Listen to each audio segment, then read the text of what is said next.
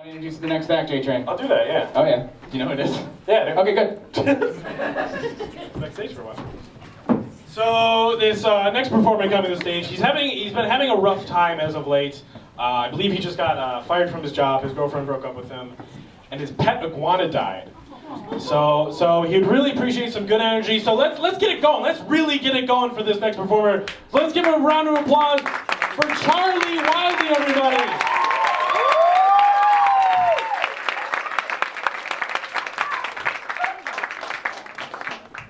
Hi everybody.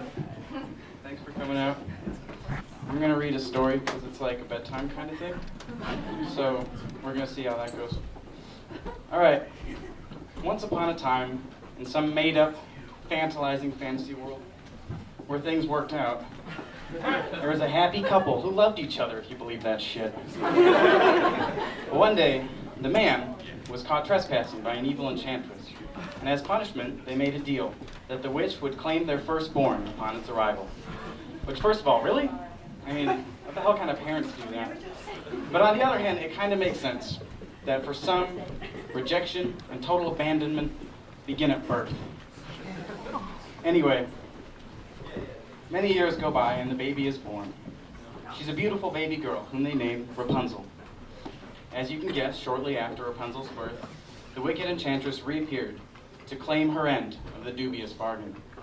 She takes Rapunzel away and locks her in a tall tower. Now, Freudian would point out that the giant tower is probably a clear phallic reference. They'd go to town on that one. Maybe the enchantress has penis envy or something, but I'll let you, any Freudian psychoanalysts in the room, go for that one.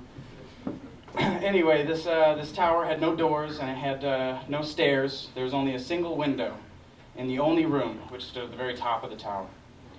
Whenever the enchantress visited the maiden, she would stand beneath the window and call out, "Rapunzel, Rapunzel, let down your hair."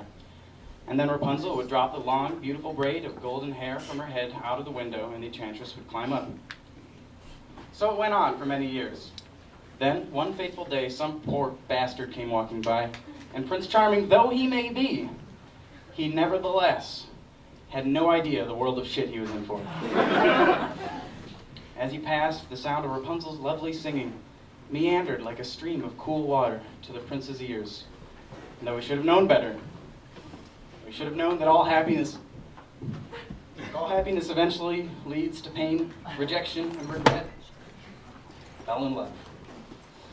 He spent hours lying in wait when he spotted the witch and observed their ritual.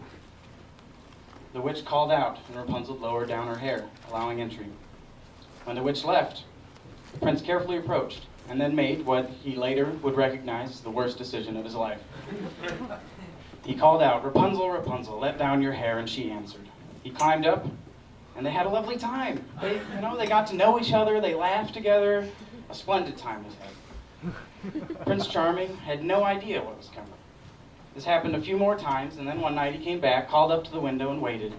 However, instead of Rapunzel's lovely golden hair, a coarse rope was lowered down to him. Reluctantly, he climbed up. Maybe she got her hair cut. When he reached the top, he discovered, to his dismay, that instead of the woman he had fallen in love with, he was faced with the hideous enchantress.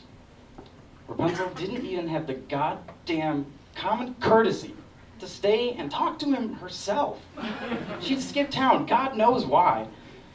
Maybe she was scared of commitment when things started getting serious. Maybe she was seeing some other jackass Prince Charming on the side. Damned if I know.